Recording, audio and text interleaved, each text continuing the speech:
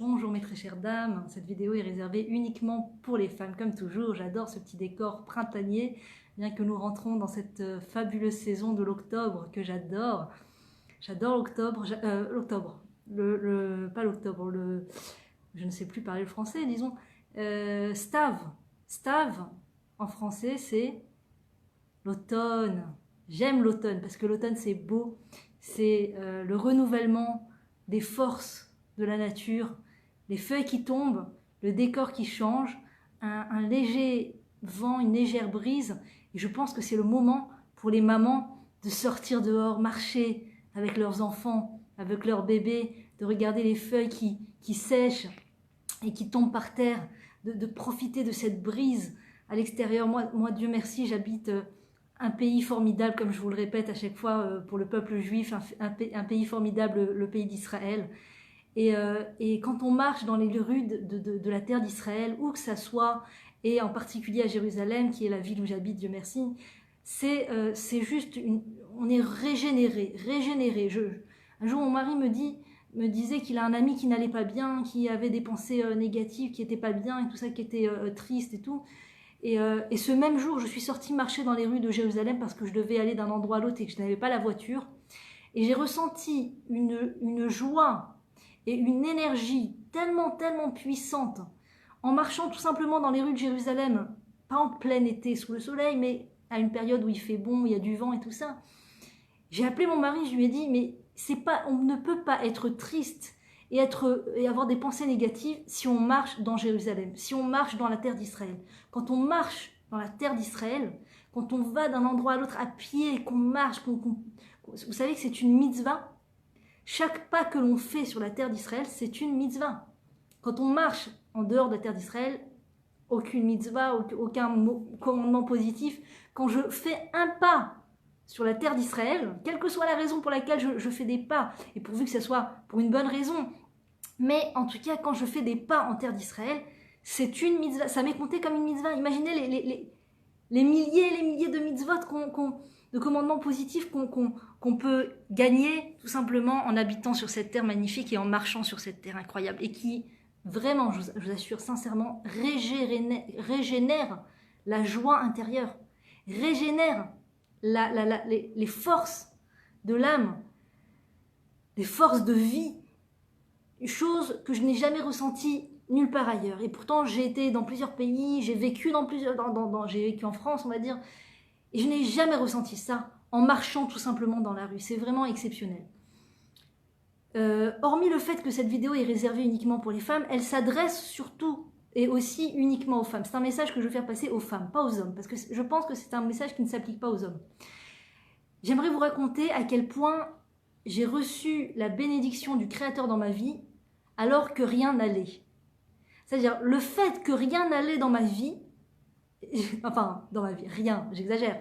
Non, le fait que une chose spécifique n'allait pas dans ma vie, je voudrais vous expliquer à quel point c'était la bénédiction de Dieu que ça n'allait pas. Moi, à ce moment-là, je voyais ça comme un gros échec, je voyais ça comme quelque chose de très négatif, de très embêtant, de très enquiquinant, de très contre ma volonté.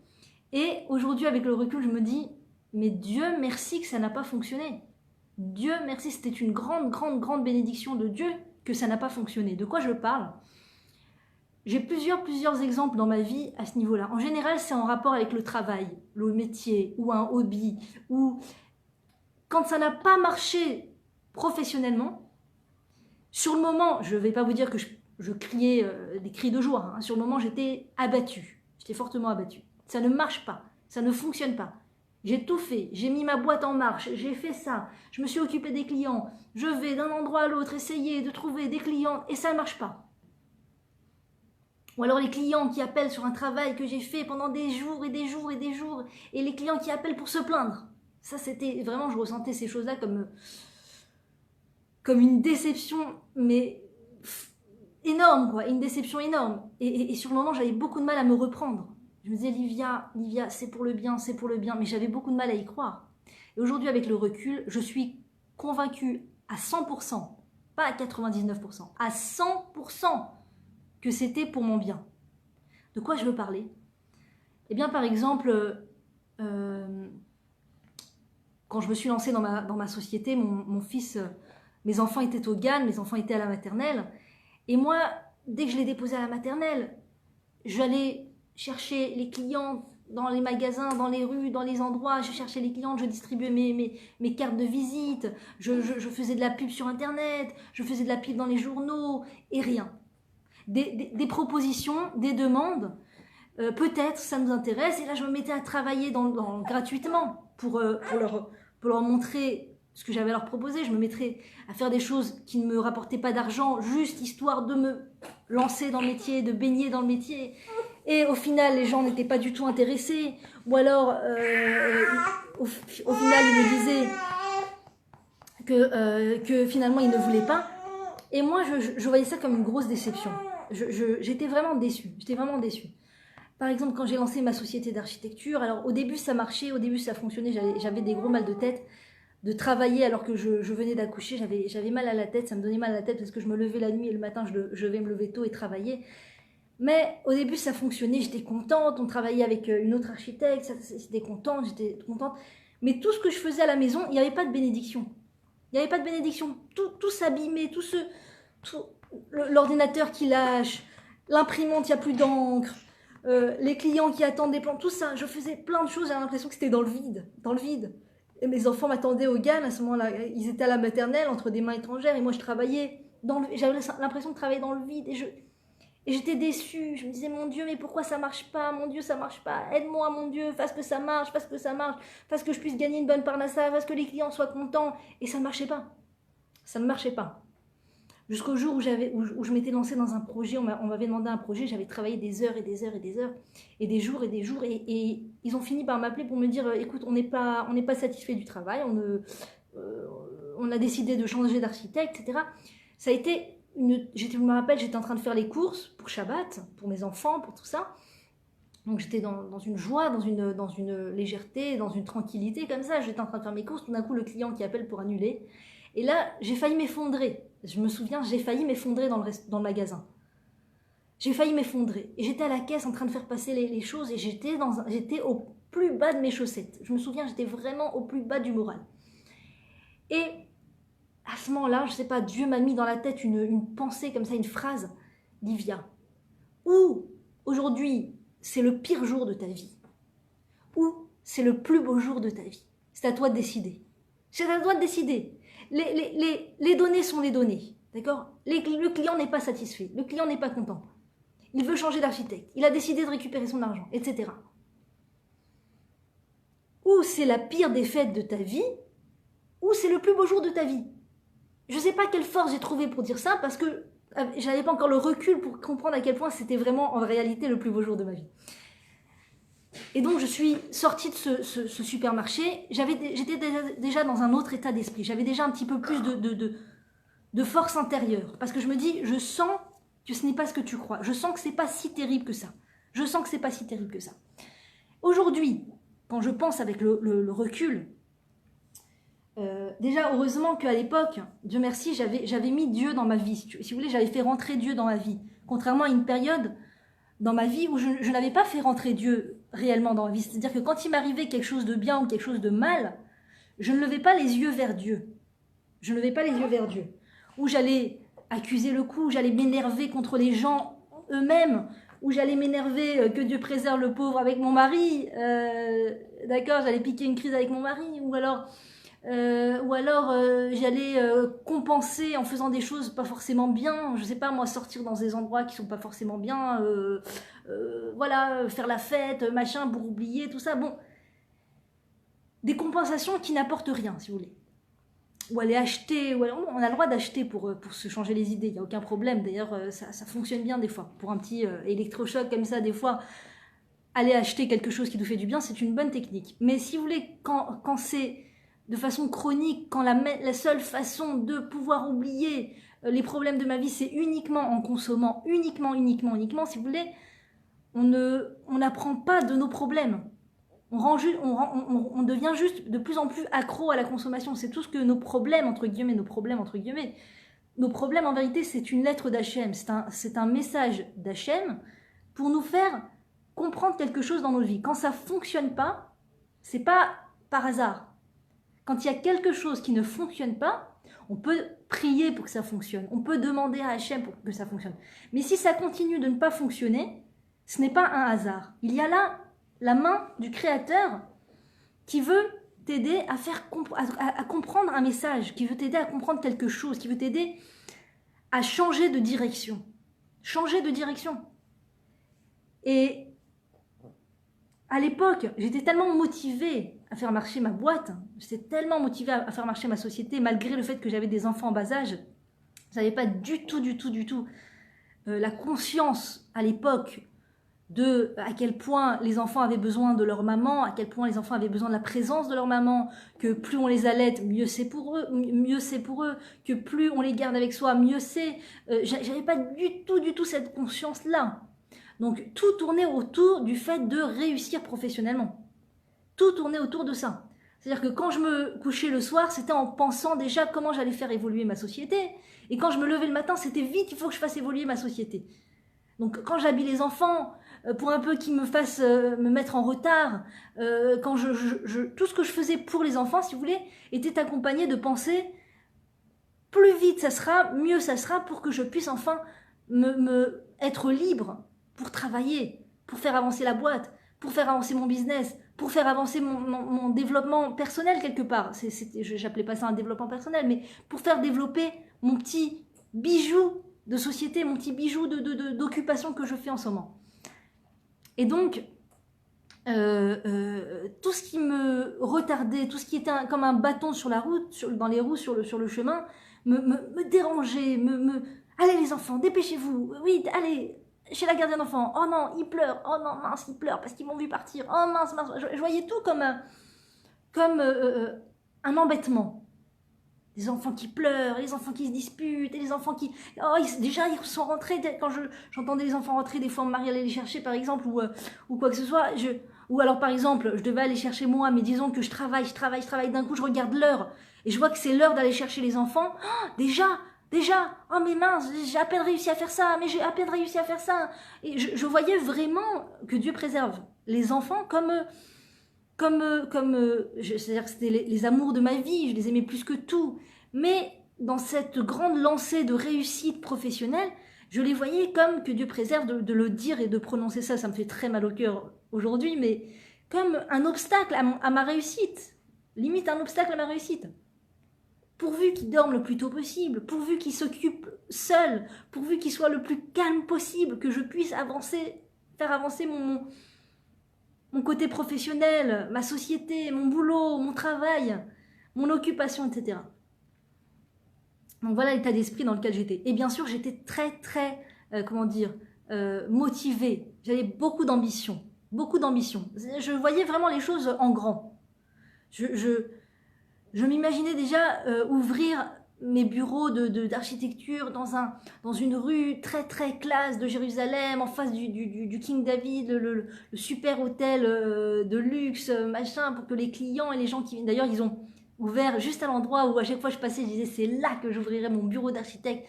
Ils ont ouvert juste là un bureau d'architecture et de décoration d'intérieur, comme pour me dire, on va voir, comme pour me tester, pour voir si... il y a quelque part en moi, je regrette que ça ne soit pas moi qui soit là-bas. Et Dieu merci, je peux confirmer que, pas à 100%, mais à 1000%, quand je passe devant cet endroit, je me dis, merci mon Dieu que c'est pas moi qui a ouvert le bureau d'architecture là-bas. Merci mon Dieu que c'est pas moi qui est en train de faire marcher un business dans cet endroit-là. Parce que je sais, aujourd'hui, je sais à côté de quoi je serais passée si j'avais été jusqu'au bout de mon rêve. Aujourd'hui, je remercie Hachem de cet échec, entre guillemets, de cet échec professionnel, parce qu'aujourd'hui, je me dis, si j'avais réussi, mais rien ne m'aurait arrêté. Je ne me serais jamais posé de questions. Est-ce que mes enfants ont besoin de moi? Combien ils ont besoin de moi? J'aurais dit oui à tout, j'aurais été prête à toutes les concessions rien que pour continuer de voir mon business évoluer. Si ça avait fonctionné, rien ne m'aurait arrêté. Pour un peu qu'il faut je sais pas moi, un client qui vient d'un pays étranger, qui a une grosse somme à mettre pour une villa, qu'il faut rencontrer à n'importe quelle heure, qu'il faut rester avec lui des heures et des heures et parler de son projet parce que c'est un projet carte blanche, sans limite financière. Attends, t'as les enfants à la maison, t'as les bébés, t'as les enfants, t'as les trucs. C'est bon, on peut toujours se débrouiller. Chérie, tu t'occupes des enfants, il y a le client, il faut que je le rencontre. Mamie, est-ce que vous pouvez venir vous occuper des enfants? J'ai trouvé une garderie qui garde les enfants jusqu'à 8h du soir. Génial, génial. On peut toujours s'organiser pour travailler plus et plus et plus encore.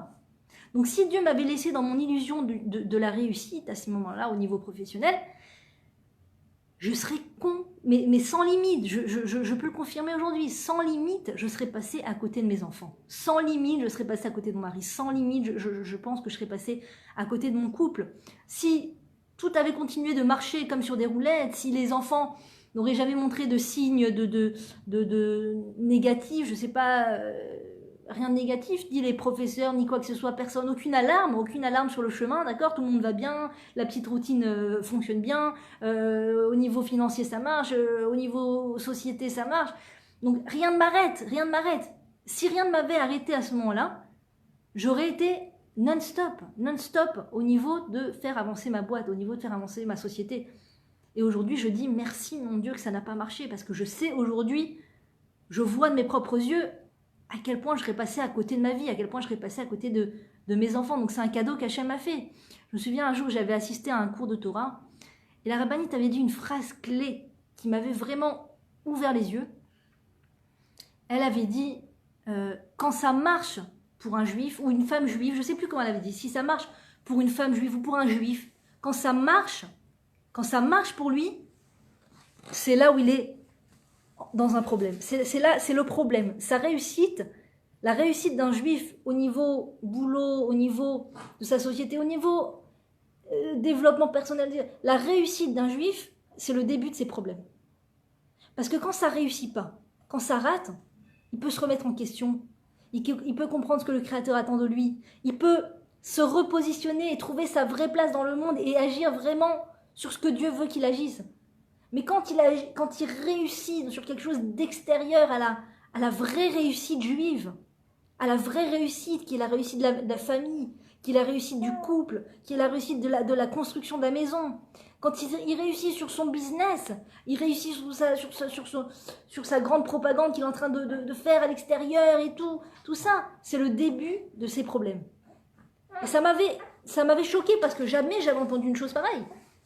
Moi, j'avais jamais entendu que réussite peut rimer avec problème, que réussite peut rimer avec faux chemin, problème de chemin. Moi, je voyais la réussite comme une réussite, tout simplement. Je réussis dans mon boulot, je réussis dans mon travail, je réussis dans mon professionnalisme.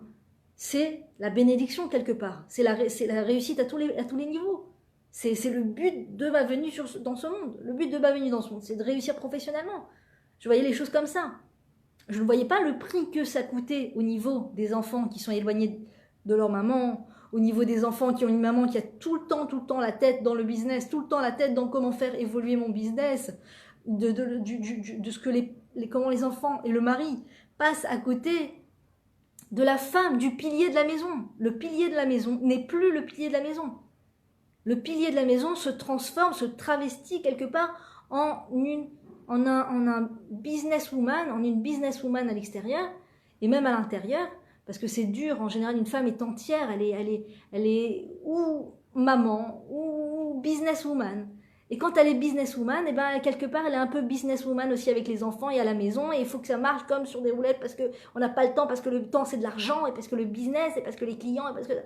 Comment tu peux passer de business, de travail, de boulot, de client à maman qui tout d'un coup change de rythme, revient à son rythme de maman, revient à son rythme de tranquillité avec les enfants, complètement déconnecté du travail, complètement déconnecté du business et tout ça. C'est inhumain. Et quand, oui, c'est le cas, la maman déconnecte du business et qu'elle est maman, chez elle, maman, elle est aussi maman à l'extérieur quelque part. C'est-à-dire que la même manière qu'elle développe sa patience pour ses enfants, elle a aussi développé sur le même plan sa patience avec les gens à l'extérieur. sa patience avec la caissière du supermarché. Tu les vois, les gens pour qui le temps c'est de l'argent, tu les vois. En général, ils explosent sur la caissière. Ils explosent sur la personne qui cherche sa monnaie dans le porte-monnaie et qui ne trouve pas sa monnaie. Sur la personne qui a « Oh, j'ai oublié les œufs ». Et le temps, c'est de l'argent. Et mon business. Je suis en train de perdre du temps. Je suis en train de perdre des clients. Je suis en train de perdre... Je dois envoyer des mails. Je dois envoyer... J'ai pas le temps. Tic, tic, tac, tac, tac, tac, tac, tac. Donc, c'est où on est sur toute la ligne une maman. Et après, tout ce qu'on va faire, ça va être avec un regard de maman, avec un cœur de maman. Moi, j'ai eu affaire à une enseignante de Torah, une rabbinite. C'est vraiment qu'on peut appeler ça vraiment une maman. Une maman. C'est-à-dire qu'elle est une maman chez elle, et elle est une maman quand elle sort de chez elle. Et quand elle enseigne, quand ses élèves s'adressent à elle, quand on lui pose des questions, elle a tu sens une chaleur maternelle qui émane d'elle à tout moment. À tout moment. C'est pas qu'à la maison, je suis maman, et vite, je fais les repas, je fais les trucs, les enfants, les machins et tout. Et à l'extérieur, je donne des conférences de façon froide, de façon, je suis une conférencière, voilà, tout simplement. Non, c'est une maman, et c'est une maman. C'est-à-dire, c'est une maman qui a fait grandir ses enfants, c'est une maman qui a fait grandir ses petits-enfants, qui était là pour ses petits-enfants aussi. Et quand elle a du temps libre, ou quand on l'appelle, vient éclairer ses femmes, vient donner un peu abreuver ses femmes de Torah, eh bien, elle continue son rôle de maman, et elle-même, elle le dit. Elle-même, elle a dit, je ne me présente jamais, jamais, comme autre chose qu'une maman et qu'une grand-mère. C'est ce que je suis. Je suis une maman et je suis une grand-mère. Et quand on me demande de parler à l'extérieur, j'ôte mon tablier de la cuisine.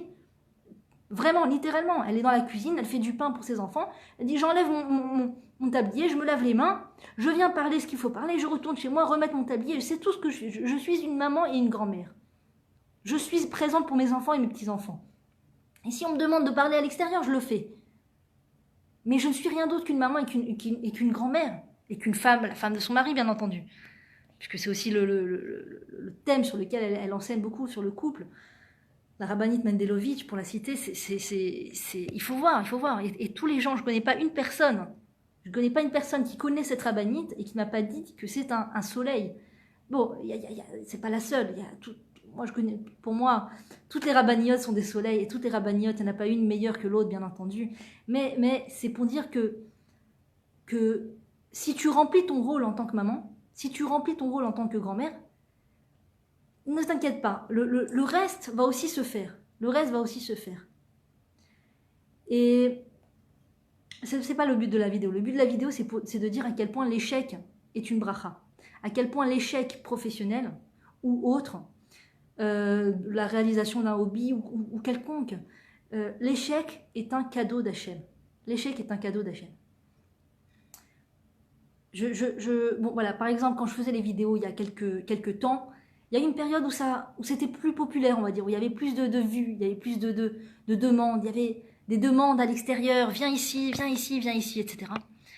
Et heureuse de voir que ce que j'avais à dire trouvait une adresse, heureuse de voir que ce que j'avais à dire pouvait aider les femmes, j'étais très optimiste à sortir de chez moi, très optimiste à parler et aller d'un endroit à l'autre et parler. Et s'il faut voyager 3 heures, je vais voyager 3 heures juste pour leur dire ce qu'il faut dire et tout ça. Et au final, j'étais sortie d'une réussite professionnelle pour revenir vers mes enfants et je retombais dans une réussite, entre guillemets, une réussite d'aller parler d'un endroit à l'autre. Et quand ça a moins fonctionné, sur le moment, je vous avoue que je me suis dit, mince, c'est dommage, il y a moins de vues, il y a moins de trucs, c'est embêtant, c'est dommage, Raval, comment on peut faire pour qu'il y ait plus de vues, etc. Bon. Et aujourd'hui, je dis merci Hachem. Merci Hachem que ça marche moins. Merci Hachem parce que je suis encore revenue, ça m'a permis de revenir à ma place, de me repositionner comme il fallait que je le sois. De ne pas être là à regarder combien il y a de likes, combien il y a de vues, est-ce que quelqu'un m'a demandé de venir dans un endroit, voilà, ça ne m'intéresse plus. Ça ne m'intéresse plus parce que je comprends que ce n'est pas le but. C'est pas le but, le nombre de vues, le nombre de likes, le nombre de... Est-ce que venez madame ici, tout ça, venez parler, c'est pas le but, c'est pas le but. Le but, c'est déjà que moi je réussisse en tant que mère, et Bezat Hachem en tant que grand-mère, c'est déjà que je réussisse en tant que mère. Et si je peux faire profiter 1 ou 2 femmes, ou une dizaine de femmes peut-être, de quelques paroles merveilleuses que j'ai pu entendre moi-même et que je veux faire passer, Bekef, avec plaisir. La vérité, ça me donne la joie, ça me donne de la simcha. Mais je me rends compte que même la réussite à ce niveau-là n'était pas une bénédiction pour moi, n'était pas une bracha. Parce que, encore une fois, je serais retombée dans un no limite, de voyager, d'aller d'un endroit à l'autre, de rendre... Ça, quand quelqu'un nous appelle pour aller dans un endroit et donner un cours, c'est pas, tu te prépares pas 10 minutes à l'avance, c'est une préparation. Déjà 1 heure avant de partir, tu es déjà en préparation, tu es déjà en train de t'habiller, en train de voir qui c'est qui vient, qui c'est qui vient pas, les enfants qui vont te préparer, mais où tu vas maman, je vais donner un cours, machin, et tout ça, bon. Et tu sors de la maison et tu reviens tard le soir et le lendemain tu te lèves et tu es fatigué. Et je serais retombée dans ce système de sortir de ma maison au final. Je serais retombée dans ce système de mettre autre chose avant mes enfants, de faire passer autre chose avant mes enfants. Et c'est bien beau si je dis aux femmes, encouragez vos enfants, si je me déplace d'un endroit à l'autre pour dire encouragez vos enfants, soyez des bonnes mères, tout ça. Et au final, mes enfants, ils se lèvent le matin et il n'y a pas de petit déjeuner, il n'y a pas y a rien, il n'y a pas de sandwich pour l'école, parce que j'étais trop fatiguée, parce que j'étais d'un endroit à l'autre de divulguer la bonne parole et tout ça. Donc même cette réussite, elle n'était pas bonne. Même cette réussite. Et aujourd'hui, je dis Baruch Hashem, que Hashem, tu m'as mis des bâtons dans les roues. Baruch Hashem, que tu as calmé tu m'as calmé, tu m'as dit stop, Livia, stop, repositionne-toi, ta maison, tes enfants, ta présence, ta patience, que tu sois là quand ils rentrent, même s'ils te regardent à peine, ils te regardent comme un meuble du salon et qu'ils continuent leur chemin. L'essentiel, c'est que tu sois là. C'est que tu sois là quand ils rentrent et qu'ils sentent cette présence qui est là, qui les protège et qui a un œil sur eux, qui ne peuvent pas faire ce qu'ils veulent. Parce que des enfants qui sont laissés à eux-mêmes à la maison tout seuls, malheureusement, le mauvais penchant, il est fort. Le mauvais penchant est fort, même chez les enfants. Quand la maman qui n'a pas une présence parentale, qui est là pour montrer aux enfants que vous ne pouvez pas faire tout ce que vous voulez, même si je ne le dis pas verbalement. Ils savent, il y a maman. Il y a une limite. Il y a des limites. D'accord ? Je ne suis pas pour émettre les limites verbalement. Je ne suis pas pour dire aux enfants, mettez vos chaussures là, vos salons, c'est pas de ces limites-là que je parle. Je parle du fait que quand un être humain est seul avec lui-même, seul, même avec ses petits frères et ses petites sœurs, le mauvais penchant peut lui mettre des mauvaises idées dans la tête, malheureusement. Et quand il n'y a pas d'adulte, on a entendu beaucoup d'histoires. Il y a beaucoup d'histoires qui arrivent à nos oreilles, malheureusement, d'enfants qui étaient totalement livrés à eux-mêmes parce que les parents étaient complètement versés dans leur boulot, versés dans leur travail. Des fois, c'est le mari et la femme qui travaillent ensemble et qui sont entièrement voués à leur travail, qui travaillent du matin jusqu'au soir, qu'il n'y a personne à la maison. Et les enfants, ils connaissent le chemin de l'école, ils savent rentrer d'un endroit à l'autre, ils savent rentrer à la maison. Mais une fois qu'ils sont à la maison, qui c'est qui leur met les limites? Qui c'est qui est là pour représenter l'autorité parentale? Et la chaleur parentale, c'est pas tout, pas seulement l'autorité. Et la chaleur, qui se sent aimé, parce que quand un enfant ne se sent pas aimé, malheureusement, il cherche l'amour ailleurs, il cherche l'amour dans des endroits qui sont mauvais pour lui. Il va compenser par une chaleur, un amour qui n'est pas bon pour lui. Donc bien sûr que la présence parentale est extrêmement importante. Pas seulement la présence parentale. Le père fera le rôle et le père sera là. Et ben le père, j'entends des histoires où le père est à la maison avec les enfants et la femme travaille à l'extérieur. Ça fonctionne pas comme ça. Quand la mère n'est pas là, il manque cruellement de quelque chose. Le père ne sera jamais la mère, autant qu'il ait des dispositions maternelles. Le père poule, c'est la nouvelle expression de la génération qui veut tout mélanger dans la tête des parents et dans la tête des gens. Le père poule, non, ça n'existe pas un père poule. Il y a peut-être des pères qui sont plus affectifs des uns que des autres, mais la mère ne peut être remplacée par rien au monde. Ce n'est pas une erreur si Dieu a fait une personne femme ou une personne homme. L'homme a des caractéristiques bien précises à lui et la femme a des caractéristiques bien précises à elle. Malheureusement, ces caractéristiques peuvent être galvaudées, peuvent être abîmées, peuvent être effacées, éteintes à cause d'un surpoids extérieur, à cause d'un surpoids professionnel, encore une fois, d'une réussite extérieure, une réussite dans quelque chose. Je réussis tellement à fond dans quelque chose, je suis tellement au top niveau de ma forme que je ne suis plus sensible aux besoins de mes enfants, sensible au fait que mes enfants sont peut-être tristes, peut-être attristés par quelque chose. Non, je suis tellement dans ma joie de ma réalisation professionnelle que quelque part, je n'ai plus l'oreille aux pauvres, les pauvres de ma maison, les pauvres de ma maison, mes enfants. Et quand moi, justement, j'ai un peu le cœur brisé parfois, ou j'ai un peu comment dire, je suis un peu débordée par la maison, je suis entre les tâches, etc. Eh bien, quelque part, j'ai le cœur à l'écoute, plus à l'écoute de mes enfants. Je retrouve mes caractéristiques que Dieu m'a données. Quand je dis le matin, Baruch She'asani Kirtsono, merci mon Dieu de m'avoir fait selon ta volonté. C'est la prière de la femme. C'est une prière unique. Personne d'autre sur terre, à part la femme, donc en l'occurrence les hommes, n'ont pas le privilège de dire cette prière que la femme s'est vue recevoir comme cadeau. Baruch She'asani Kirtsono, merci mon Dieu, béni sois-tu de m'avoir fait selon ta volonté. La femme a été faite selon la volonté du Créateur. Et quand il y a toutes ces parasites extérieurs, comme la réussite extérieure, à tous les niveaux, pas seulement professionnel, même au niveau hobby, au niveau développement personnel, même cette réussite-là extérieure va venir quelque part un petit peu atrophier les caractéristiques de la maman. Cette sensibilité, cette chaleur, cette tolérance, ce don de soi. Ce don de soi, moi j'ai tellement d'émotions dans le cœur en vous racontant ce détail. À Simchat Torah, on était chez la rabbinite de la communauté, chez le Rav et la rabbinite de la communauté. Je vous ai dit, c'est une femme qui est exceptionnelle, c'est vraiment la maman qui est chez elle, qui a fait grandir 9 enfants, qui les a gardés pour la plupart jusqu'à 3 ans, qui les a allaités, et qui fait à manger pour sa famille, et voilà. Et aujourd'hui, ses enfants ont grandi, et elle travaille un petit peu dans un domaine qui l'intéresse, qui lui fait du bien, un peu de travail, et elle est aussi grand-mère et maman, etc. Donc, elle était là, et au salon, pendant Simchat Torah, elle avait fait une tonne de nourriture pour tous les gens et tout. Et à un moment, il y a son fils qui rentre à la maison, son fils qui est marié, qui a des enfants, qui est grand. Et elle lui dit, chérie, tu as mangé? Et c'est trop beau.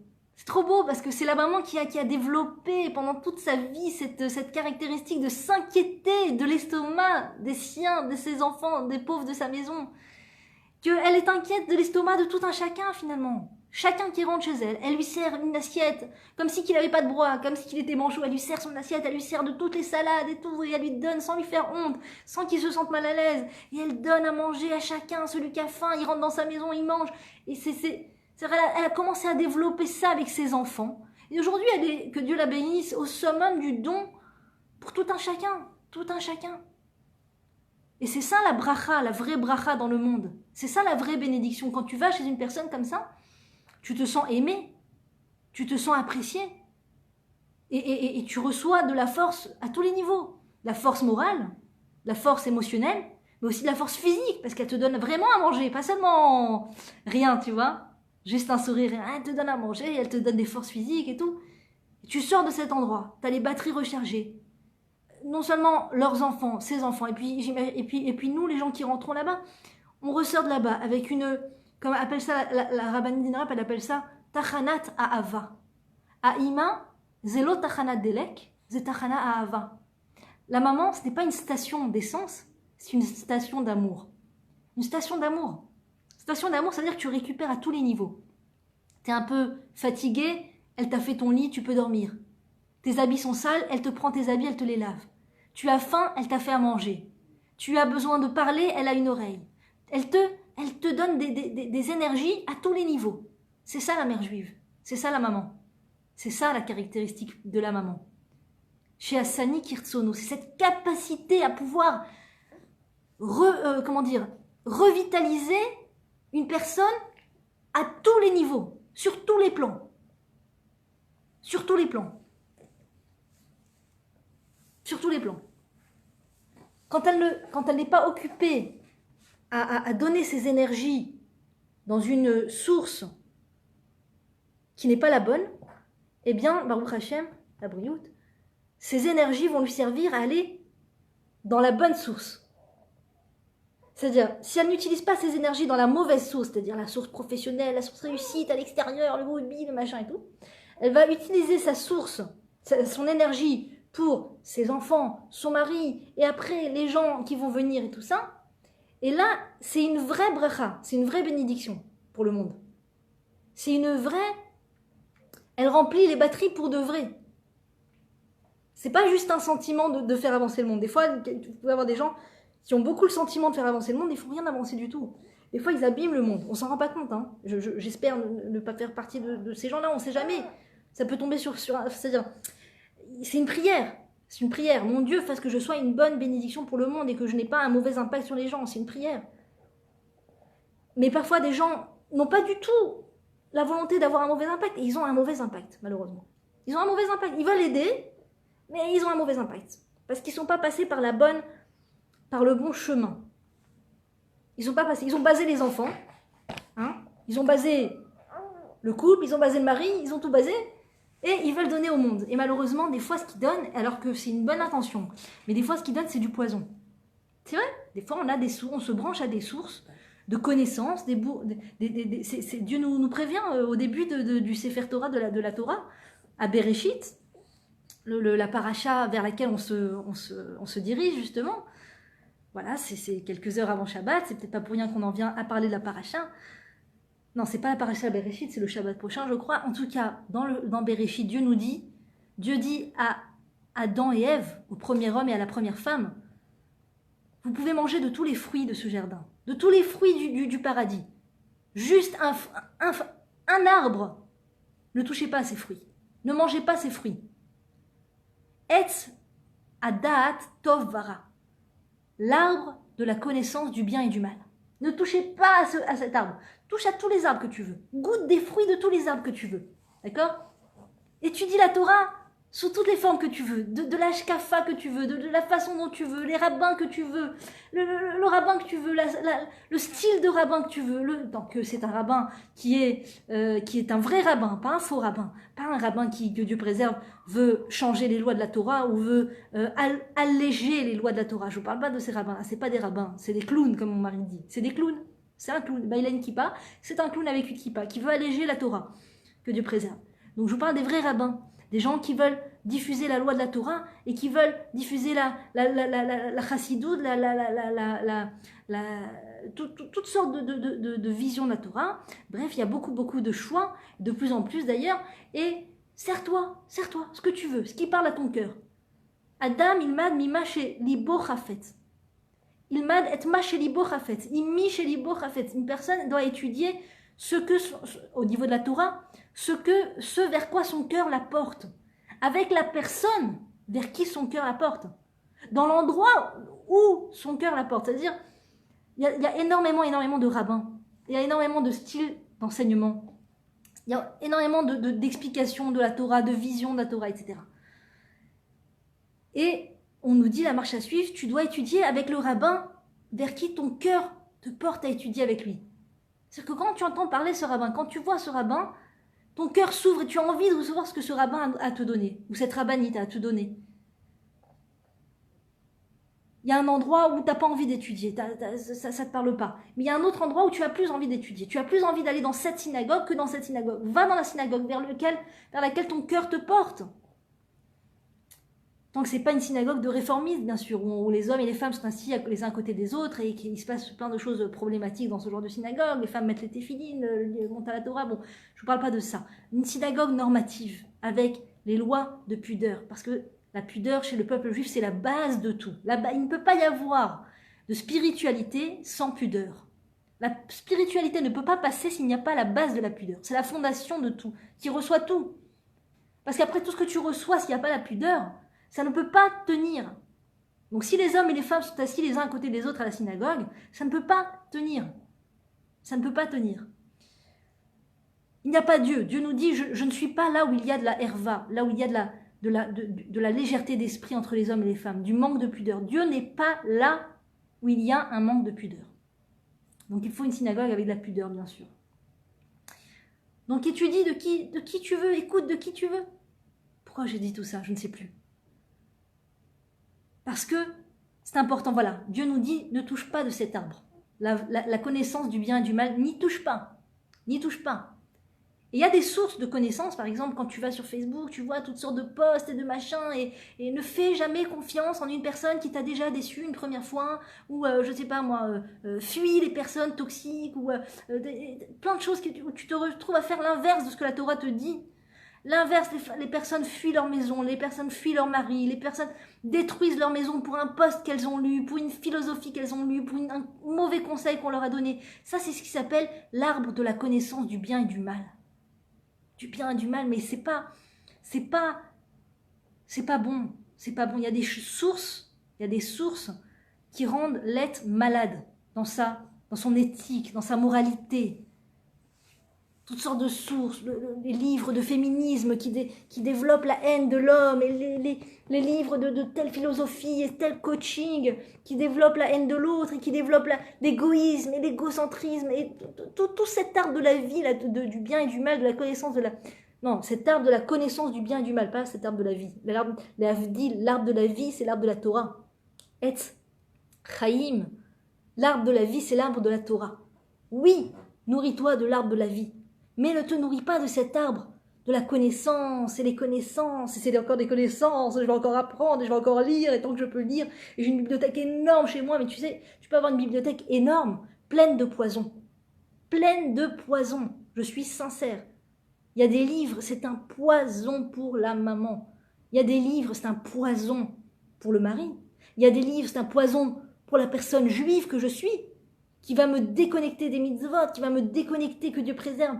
Ils ont fait arrêter un livre en Israël comme ça par un docteur qui avait écrit un livre où il mettait à la légère le sujet de la pureté familiale. D'accord ? Il disait que la pureté familiale, c'était à l'époque pour protéger des maladies, mais qu'aujourd'hui, c'est différent, on n'est plus obligé à tel point de faire la pureté familiale. Les femmes lisaient ce livre, des femmes religieuses, naïves, et elles ont commencé à rentrer dans le truc. Ah ouais, c'est pas si grave, c'est pas si... faire moins attention et tout ça, jusqu'à que les rabbinim se sont rendus compte du poison qui est en train de tourner de main en main entre les femmes. Et ils ont dénoncé son nom à ce monsieur.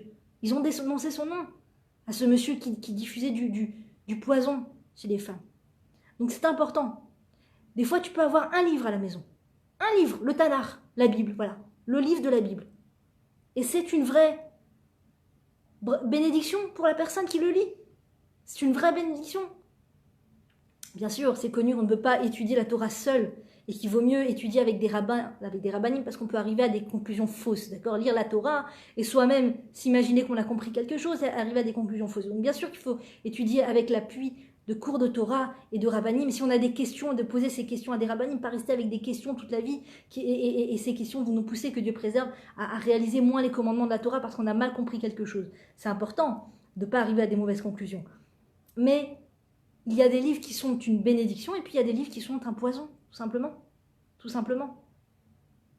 Une maman qui vient d'avoir ses enfants, d'accord ? Moi, je me souviens, quelqu'un m'a dit, je commençais à lui expliquer à quel point c'était important que les enfants nous voient à la maison, qu'on soit présent avec eux, qu'on les allaite le plus longtemps possible, qu'on les garde le plus longtemps possible, qu'on soit avec eux, qu'on soit là avec eux. Elle me dit, mais c'est intéressant ce que tu dis. Ouais, c'est une façon de voir les choses. C'est une idée comme une autre. Je dis non, c'est pas une façon comme une autre, c'est la vérité, c'est le Hémet. C'est-à-dire, tu as le Hémet et tu as les choses qui s'éloignent du Hémet en fonction de la gravité de la chose. Tu as la vérité, d'accord ? La même manière, le Rav Amnon Trek nous dit, la même manière que 1 plus 1 égale 2, d'accord ? Il n'y a qu'une seule réponse. 1 plus 1, il n'y a qu'une seule réponse. Il n'y a qu'une seule réponse. 1 plus 1, tu ne pourras jamais dire que ça fait 0, je sais pas moi, 1,99. Ça fait pas 2,1. 1 plus 1, ça fait 2. Point final. 1 plus 1, ça fait 2. Donc il y a une réponse. Il n'y a pas 1000 réponses. Il y a une réponse. Il y a plusieurs façons d'expliquer la réponse. Il y a plusieurs façons de dire pourquoi c'est cette réponse. Mais il y a une réponse. D'accord ? La loi de la Torah, c'est la réponse par excellence. Les commandements de la Torah, c'est la réponse par excellence. Donc, le fait qu'un enfant a besoin de sa maman, C'est la réponse par excellence, c'est la vérité par excellence. Maintenant, combien la personne va pouvoir donner d'elle-même au sein de sa famille, au sein des enfants? Je suis d'accord, on n'a pas tous reçu le même quota d'amour dans sa vie, le même quota émotionnel, on n'a pas eu tous les mêmes parents. Souvent, je reçois des messages comme ça, on n'est pas tous égaux face à la vie, c'est vrai, on n'a pas tous reçu le même amour des parents qui fait qu'on peut donner autant d'amour aux enfants. D'abord, Dieu ne nous met jamais dans une situation sans nous donner les forces pour surmonter cette situation. Donc même si on a eu une enfance difficile, même si on a eu des parents difficiles, c'est vrai, c'est pas simple. Mais on peut y arriver. Dieu, il suffit de demander à Dieu. Dieu, donne-moi les forces pour faire ce qu'il y a de mieux pour mes enfants sur terre. Donne-moi les forces pour être à ma place, pour être émette, pour être vérité, pour aller d'après la vérité, pas la vérité approximative, pour être le plus proche, le plus précise de la vérité. C'est une prière, c'est vrai, on peut demander à Dieu. Il entend tout, il entend tout. Et dès qu'on lui dit, déjà il commence à réaliser la délivrance. Déjà il est en train de nous envoyer la délivrance. Donc il y a une vérité. Donc quand cette personne m'a dit, ouais c'est une façon de voir les choses, je lui ai dit, c'est pas parce que c'est moi qui le dis que c'est la vérité, mais c'est la vérité. C'est pas moi qui le dis, je l'ai entendu des rabbinites, dans des cours, j'ai entendu à quel point c'était important. Il me dit, non, c'est bien, toi tu as entendu ça, parce que moi j'ai entendu autre chose. J'ai entendu autre chose. J'ai dit, ah bon, qu'est-ce que tu as entendu? J'ai dit, j'ai assisté à une conférence où la conférencière expliquait à quel point c'est important que les enfants voient que leur maman travaille, que l'argent ne tombe pas par le ciel, que l'argent ne vient pas du ciel, qu'il faut travailler pour gagner, qu'il faut travailler dans la vie, qu'il faut être travailleur et travailleuse. Je lui dis, alors, je comprends pas. Donc ça veut dire, plus l'enfant voit que sa maman n'est pas là avec lui, plus il va intégrer dans sa tête l'idée que le travail c'est important. Tu crois que ça fonctionne comme ça dans la tête d'un enfant? Un enfant qui n'a pas sa maman à la maison n'est pas en train de comprendre que le travail c'est important. Un enfant qui n'a pas sa maman à la maison est en train de s'appauvrir émotionnellement. C'est tout ce qu'il est en train de faire. Il n'est pas en train d'apprendre quelque chose. Il est en train de s'appauvrir, de s'assoiffer, d'être affamé d'émotions. Il a un manque crucial de chaleur, un manque crucial de présence, un manque crucial de patience. Il n'est pas en train d'intégrer que le travail c'est une valeur. Pas du tout. Le manque de présence de maman auprès de ses enfants, c'est une catastrophe pour l'humanité. C'est une catastrophe pour l'humanité. Ce n'est pas une bénédiction, ce n'est pas un enseignement de quoi que ce soit. Il n'y a aucun enseignement à tirer du fait que la maman n'est pas présente dans la maison. Il y a juste un manque de chaleur chronique qui se crée. Encore un jour, et encore un jour, et encore un jour, il rentre seul à la maison. Il dit, ah, mon fils, il rentre à la maison, il débrouille tout seul, il met le repas au micro-ondes, j'ai trouvé des petites barquettes toutes prêtes au micro-ondes, après, il fait sa vie, hein, et quand je rentre, il va au lit, il est censé avoir fait ses devoirs, il est censé s'être douché, et puis tant pis, pour lui, s'il n'a pas fait ça, bah, il lui reste pas de temps, et bah, quand j'arrive, il sait très bien qu'il faut aller se coucher, et tout ça. Mais l'enfant est en train d'accumuler un manque. La mère elle se dit ouais mon fils il est débrouillard. Son fils est en train d'accumuler un manque émotionnel crucial. Donc cette personne quand elle m'a dit j'ai assisté à cette conférence, je lui ai dit c'est quoi cette conférence? Qu'est-ce que c'est? Quelle rabbinite? C'est quelle source de Torah? Non, c'est pas une rabbinite, c'est pas une source de Torah. C'était dans la rue, il y avait un festival d'éducation, le festival sur l'éducation, et donc il y avait tout un programme, une femme et puis après un homme qui passait, et puis après une autre personne qui devait parler. C'est dans la rue quoi. Tu vas chercher ton enseignement dans la rue. Tu ne sais même pas à qui tu as affaire, tu ne sais même pas qui c'est qui est en train de te donner des... Tu ne sais même pas quelle est la source, quelle est leur source d'inspiration. Si ça se trouve, ces gens, ça se trouve, hein, je donne une idée comme une autre, ils sont tous payés, ils reçoivent tous des bourses d'usines de lait en poudre. Et il y a écrit le nom du lait en poudre de partout, d'accord, Materna, le lait en poudre, je ne suis pas contre de donner du lait en poudre. Un enfant, ma fille de 2 ans prend du lait en poudre parce qu'aujourd'hui, voilà, il y a un autre petit bébé qui est là. Donc, c'est pas que c'est à complètement bannir. Vous avez le droit d'avoir du lait en poudre, mais c'est pour dire que le meilleur, c'est d'allaiter l'enfant quand il naît, d'accord, et le plus longtemps possible. Et donc, ces gens vont venir vous dire, sors, va travailler, montre à tes enfants qu'il faut travailler. Et surtout, n'oublie pas d'acheter du maternat. Surtout, n'oublie pas d'acheter du lait en poudre pour tes enfants. Et donc, ils reçoivent des bourses de lait en poudre. Ça peut être une autre source. Ils peuvent recevoir de l'argent d'autre part. Moi, j'ai appris après, je lui ai demandé où s'est passée cette conférence. Elle m'a donné l'adresse et j'ai appris que cette adresse, apparemment, est sous la main des missionnaires. Que les missionnaires mettent énormément d'argent dans cette adresse-là, dans cet endroit, pour faire des conférences, pour faire même la décoration, c'est eux qui l'ont fait, il faut aller voir. Bon, c'est une décoration très très problématique, il y a des choses qui m'ont beaucoup dérangé. Il y avait des choses, bon, c'est un autre sujet, mais par exemple, ils ont peint sur le toit comme ça de l'endroit une femme, un homme juif avec son talit et tout ça, et sa Magen David, et puis après une femme chrétienne avec sa grosse croix, et puis un autre musulman avec son Coran, alors que on sait bien que c'est un mythe de pouvoir rassembler les trois religions, c'est un mythe, parce que chaque religion pense détenir la vérité, donc c'est ou les juifs qui ont raison, ou les chrétiens qui ont raison, ou les musulmans qui ont raison. Mais pour les musulmans, il n'y a que les musulmans qui doivent exister. Pour les chrétiens, il n'y a que les chrétiens qui doivent exister. Le peuple juif est le peuple abandonné par son créateur. C'est ça la pensée chrétienne. Donc c'est une religion d'idolâtrie qui est totalement interdite par la Torah. Et pour la Torah, ni le christianisme, ni d'autres religions ne doivent exister. C'est-à-dire le peuple entier, les mondes entiers, tous les peuples ont droit à l'existence, mais ils doivent tous reconnaître qu'il n'y a qu'un seul Dieu, qu'il n'y a qu'un Dieu unique et que c'est Hachem. Donc il n'y a pas une religion qui est d'accord avec les autres. Chacune pense. Et donc c'est un mythe de pouvoir rassembler les trois religions comme ça sous un même toit et tout, et de faire passer au final des idées chrétiennes et des idées qui viennent d'ailleurs et des idées qui ne sont pas juives, et après on se retrouve avec des idées complètement fausses. Imaginez la femme juive qui se perd, qui goûte de l'arbre de la connaissance du bien et du mal, qui est mauvaise, qui est un poison pour elle, qui rentre avec ce poison chez elle. Parce que tout ce que l'on goûte, toutes les forces, toutes les sources dont on se sert, eh bien au final, on va impacter sur ses enfants, on va avoir impacté sur son mari avec tout ça. Avec tout ça, tout ce dont on s'abreuve, au final, va avoir un impact sur sa famille, va avoir un impact sur ses enfants, va avoir un impact sur ses amis et tous les gens autour. On ne se rend pas compte à quel point on a de l'influence sur les autres, on ne se rend pas compte.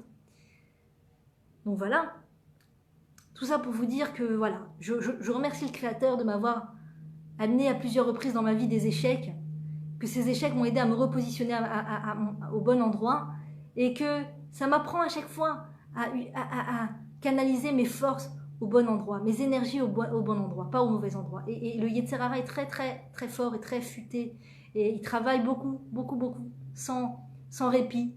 Et donc dès que la maman se repositionne au bon endroit, eh bien ça vient d'un autre endroit, c'est encore une autre idée qui vient lui mettre dans la tête de faire autre chose que de s'occuper de ses enfants, de faire autre chose que de s'occuper de son bébé, de faire autre chose que ça.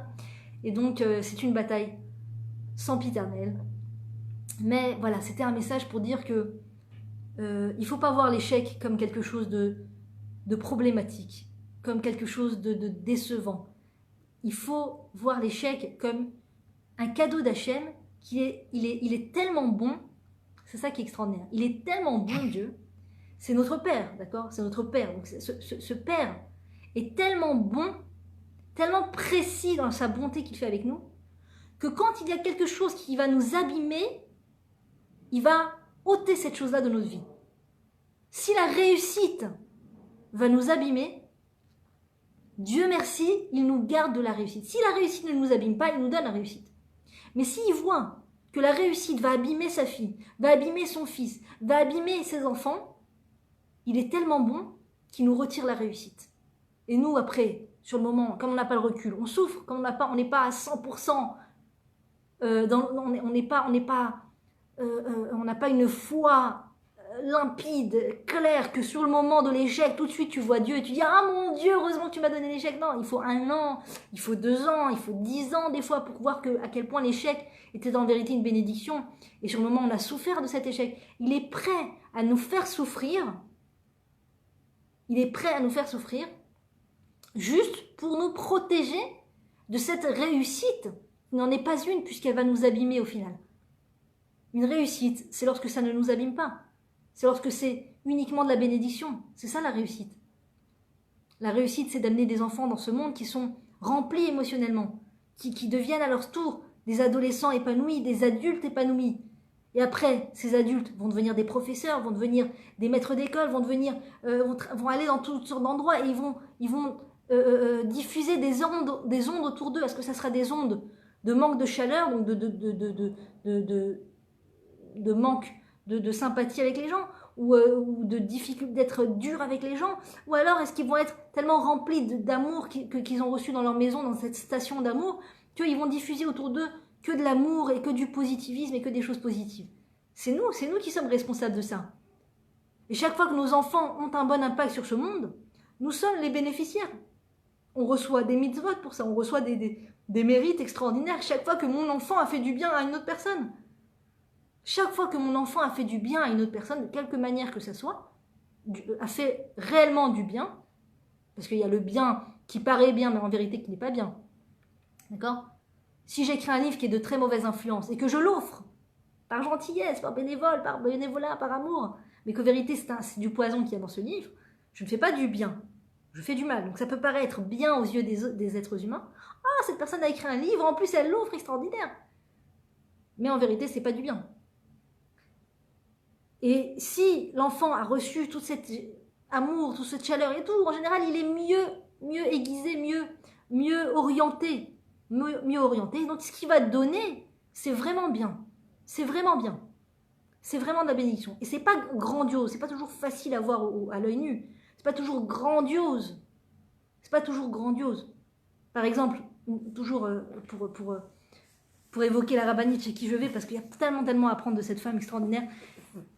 Une fois, j'ai été chez elle et c'est sa fille qui était assise en face de moi, peut-être qu'elle écoute cette vidéo, je l'embrasse fort, sa fille qui était assise en face de moi, et j'étais là en train de galérer avec mon bébé, et j'arrivais pas, il n'y avait pas de fourchette, ou il n'y avait pas de verre, ou je sais pas quoi, et je cherchais, et sa fille, qui, malgré le fait qu'elle avait ses enfants dans ses bras, et qu'elle s'occupait de ses enfants, et de son mari, et de servir l'un et l'autre, elle m'a vue en train de chercher quelque chose, et elle m'a dit, tu cherches quelque chose? Je lui ai dit, oui, je cherche une fourchette. Elle m'a dit, et hop, elle m'a apporté ce que j'avais besoin. C'est-à-dire, elle m'a permis de pouvoir manger. Et donc, cette mitzvah qu'elle a fait, c'est aussi un mérite pour ses parents. Parce qu'elle a été suffisamment sensible au fait que j'étais en train de chercher quelque chose. Elle aurait pu tourner la tête. Bon, elle me voit chercher quelque chose. Moi, elle tourne la tête. De toute façon, je suis occupée. Je ne veux pas aider tout le monde. Hein, j'ai déjà mes enfants, tout ça. Bon, elle aurait pu. Et non. Elle m'a vu. Elle a vu que je cherchais quelque chose. Elle m'a donné une fourchette. Et ça, c'est un mérite pour elle et pour ses enfants. Pour ses parents. Ses parents qui ont su lui montrer cet exemple de donner à l'autre ce qu'il a besoin, d'être sensible au fait que l'autre cherche quelque chose, il a besoin de quelque chose et qu'il lui donne. Du fait qu'ils ont gardé leurs enfants chez eux 3 ans, qu'ils l'ont allaité autant que possible, et voilà, elle a cette sensibilité de les inviter, de donner à chacun ce qu'il faut, ce qu'il a besoin. Vous voyez de quel bracha je parle, de cette bénédiction qui ne fait pas la une des journaux, mais qui est une vraie bénédiction, où tu te sens aimé, tu te sens apprécié, tu sens que les gens sont là pour toi, pour t'aider, pour tout ça, c'est extraordinaire. Donc voilà, vraiment, je voudrais remercier le Créateur, voilà, devant vous, et lui dire combien il est bon, combien il est prêt. Vous savez, quand on souffre, le Créateur souffre avec nous. Ça veut dire que même si le Créateur nous retire la réussite pour notre bien, pour nous aider à comprendre que c'est pas là notre place elle est ailleurs. Il nous donne un échec dans notre vie et qu'on souffre de cet échec, il souffre avec nous. Même s'il sait que c'est pour notre bien, mais c'est pour ton bien que je t'ai enlevé cette réussite. Eh bien, malgré tout, il souffre avec nous parce qu'il nous voit souffrir, il souffre avec nous. Parce que le Créateur nous aime plus qu'une mère aime ses propres enfants. Et j'ai ressenti ça très très fort hier. J'avais un rendez-vous pour faire les vaccins à mon bébé. Et quand la femme a sorti cette aiguille énorme et je voyais mon bébé déjà dans mes bras, je savais qu'il allait hurler. J'ai eu une douleur du cœur. Je savais que ce vaccin était pour son bien. C'est moi qui l'ai amené chez le médecin. C'est moi qui ai dit au médecin de lui faire le vaccin. C'est moi qui ai accepté qu'on lui fasse un vaccin. Mais malgré tout, de voir cette piqûre énorme, et quand ils l'ont rentré dans le genou de mon bébé qui s'est mis à hurler, j'ai eu les larmes qui ont coulé, j'ai pleuré. J'ai pleuré. J'ai pleuré parce que j'avais de la peine pour mon fils, de sa douleur. Et j'ai pleuré parce que tout d'un coup, j'ai compris à quel point le Créateur qui nous aime encore plus que moi, je l'aime mon propre fils. À quel point, lui aussi, il souffre dans nos douleurs. Lui aussi, il souffre quand on souffre. Alors que lui, pourtant, il a le recul, il sait pourquoi on souffre, il sait qu'on souffre pour l'instant, mais après, ça sera pour notre bien, d'accord ? pouvez avoir un parent qui est un petit peu détaché émotionnellement de son enfant, qui lui retire des bonbons, qui voit son enfant hurler, qui dit ouais, il hurle, moi c'est pour son bien, c'est pour son bien. Je retire les bonbons de la main de mon enfant, je le vois hurler, donc j'ai de la peine pour lui. Oh mon chéri, j'aimerais tellement que tu sois heureux et joyeux, mais d'un autre côté ces bonbons sont mauvais pour toi, c'est pour ça que je te les retire. On n'est pas obligé de lui expliquer, mais c'est ça ce que le parent est censé penser. D'accord, donc c'est pareil, Dieu. Hachem, toi, on est là à s'accrocher à la réussite, à rechercher la réussite professionnelle, la réussite au niveau de ça, la réussite de ça. Je veux m'épanouir, je veux réussir à tous les niveaux et je veux des réussites, des réussites, des réussites. Et on est là à s'accrocher aux réussites. Et Akadosh Baruch Hu, il dit, ma fille, c'est pas bon cette réussite pour toi. Je sais que ça va te faire kiffer sur le moment. Je sais que ça va être un kiff pour toi, comme les bonbons, c'est un kiff. Les enfants, ils kiffent sur le moment, mais ça leur détruit les dents, ça leur détruit l'organisme, ça détruit tout sur le passage. Le sucre est appelé par les médecins le tueur silencieux. Le sucre tue le corps. De la même manière que je sais, l'enfant n'a aucune idée de ce qu'un bonbon crée sur son corps comme dommage. Moi, le parent, je suis censé savoir. Je le sais, moi. Je le sais. J'ai vu les gens tomber malades de diabète. Moi-même, j'ai eu le diabète de grossesse, tout ça. Donc, je sais. Je sais le mal que ça fait. Donc, je vais malgré tout, que c'est un kiff momentané pour toi, je vais te retirer ce bonbon parce que je t'aime. Parce que je vois à long terme. Parce que je veux te protéger. Parce que je suis prête à t'entendre pleurer. Mais être sûr que tu n'abîmes pas ton corps. Je ne dis pas qu'on doit retirer tout le temps tous les bonbons des mains des enfants. Le mieux, c'est de les cacher. Le mieux, c'est de jeter les bonbons de façon anonyme, de façon sans qu'ils le voient, incognito. Comme ça, on n'est pas toujours en rapport frontal avec les enfants. Non, on donne, non, c'est du sucre. Non, c'est sûr, il vaut mieux laisser de temps en temps manger un peu de sucre, qui n'est pas tout le temps cette confrontation frontale. Mais en tout cas, ce qui est certain, je ne vais pas commencer à faire rentrer des quantités de sucre et de bonbons et de trucs, et moi-même acheter des trucs mauvais pour la santé dans la maison, parce que je sais le mal que ça leur fait. Donc malgré le fait que je connais le kiff que c'est pour eux de manger pour eux sur le moment un bonbon, je vais leur retirer. Et je vais souffrir avec eux de leur souffrance. Je vais amener mon bébé chez le médecin, il va lui faire ce vaccin qui est bon pour lui et je vais souffrir avec mon fils, je vais pleurer avec mon fils parce qu'il a mal et que j'ai mal pour lui. Mais je sais que c'est pour son bien. Eh bien Hachem, il fait pareil. Il est tellement bon